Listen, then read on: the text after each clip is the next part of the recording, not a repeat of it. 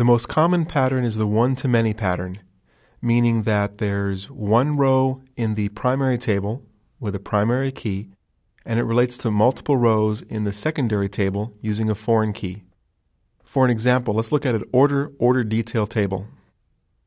So let me switch back to Management Studio, and in the OBX Kites, there is a database diagram I just made up called one-to-many. Opening this up, here is the order detail table. You can see the diagram shows a primary key here, meaning 1. It's hard to see, but it's a little infinity symbol here, meaning many.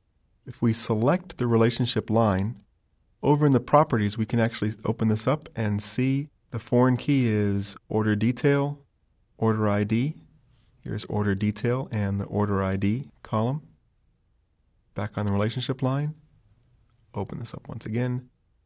And then the primary or unique is order and order ID. So this is the one-to-many relationship. We'll see this over and over again once we start getting into building SQL statements that pull from multiple tables when we do joins. Typically, you'll do joins and pull data from these one-to-many relationships so you can pull out meaningful data. The second most common relationship is a many-to-many relationship.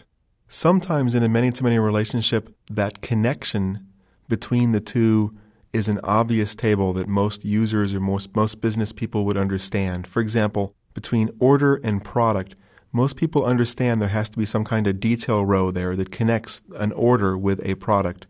However, sometimes that table as a supporting table is going to be difficult to be understood by the average business user. So between members and groups, they would think of it as a direct connection of a many-to-many between many members can be in many groups. Each group can have many members.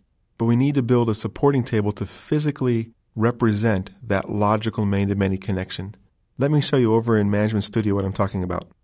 In the K-Patterson Adventures database, there is that example of many-to-many.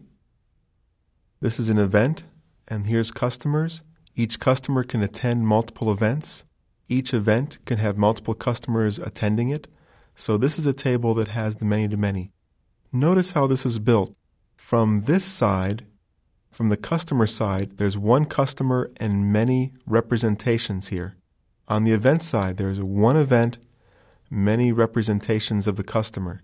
So this many-to-many, sometimes called a junction table, more properly called an associative table, creates that physical link, producing a many-to-many logical link between customers and events. So that's the many-to-many pattern, and you'll see it often inside of a database. The third pattern I want to show you is the supertype-subtype pattern.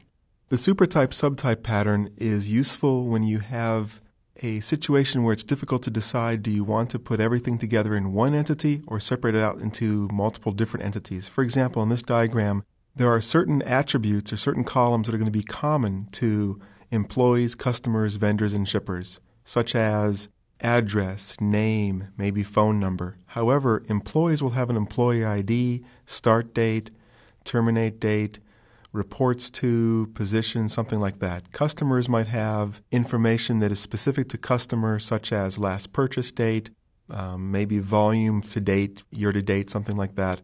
Vendors would have a vendor ID, preferred shipping. Shippers would have information specific only to shippers. So we have a situation where, on one sense, they're all contacts and they share the same information, but on the other sense that they are individualized into separate subgroups. So the supertype-subtype pattern is used to solve that dilemma, allowing you to put all of the contacts together in the one contact table with their common attributes and then break out the specific attributes into a separate table for specific employees, customers, vendors, and shippers. To select the data then to see all the information about an employee, you would have to join between contacts and employees. To see your customer information, you have to join between contacts and customers. So it does require a join to get out all the information. However, if you want to put together a list of who's everybody we have anything to do with for the purposes of mailing, say, Christmas cards or something like that, it can be done directly from the contacts table. This kind of pattern also helps mimic in a relational database an object-oriented front end, because you can, in one sense, build inheritance or the is-a relationships. For example, an employee is a contact, a vendor is a contact, and a shipper is a contact. But not every contact is an employee, vendor, or shipper, just how inheritance works for OO. There's an example of this in AdventureWorks. Let me show you. Let me open up a diagram. So here's the contact, which is the supertype. The employee is the subtype of the contact. Looking at the relationship and opening it up in properties, there's the contact ID in employee relating to the contact ID in person.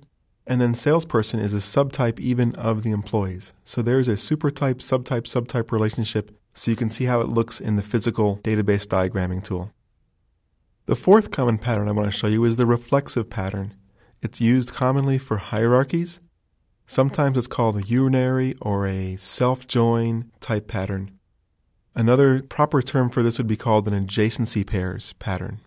It's also called a recursive type pattern because in the hierarchy, it could be a person relating to a person relating to a person, and it's sometimes called an elephant ear pattern informally because of the way it looks when it's drawn. Because the reflexive pattern is used for hierarchies, let me just describe a couple of cases where this might be used in practice. An organizational chart has an employee reporting to another employee, reporting to another employee. This is the example used in Northwind. It's the most common example of a hierarchy or this type of pattern being used. It can also be used in a species list or a jurisdictions, because a jurisdiction is within another jurisdiction, city, county, state, some other larger region or country than international. The reflexive pattern is also useful for genealogies, and that's the example I want to show you. So to show the reflexive pattern or the adjacency pairs pattern in the family database, this time I'm going to go ahead and create the database diagram and let you see this live. First we do is we enable database diagramming, new database diagram, include just the person table, slide this down, and there's two elephant ears. Basically, if we look at these, select one table, it's saying that there's a foreign key on mother and a primary key on person.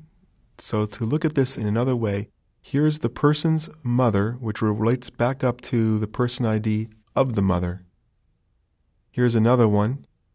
To look at this one, it's saying here's the person ID. For the primary key would be person ID. That would be the row of the father. And then here's the row of the child. And there's a column called Father ID, which contains the actual identifier of the father. Let me open this up so you can see the data. Maybe we'll make that a little bit easier to understand. And bring this in some. So here's Father ID and Mother ID. This is Father ID 26. So Adam's father is ID 26. Just scan quickly and find that, and that would be Richard Campbell. So what we're saying is that Adam's father is Richard. There's the 26 to 26. His mother is ID 8, which would be Melanie. So this is how we do that adjacency pairs. It's called adjacency pairs because in one row, we're storing both the person ID and then adjacent, well, not physically right here, but adjacent logically, is the representation of the next row up. So that's the adjacency pairs of handling hierarchies in the database.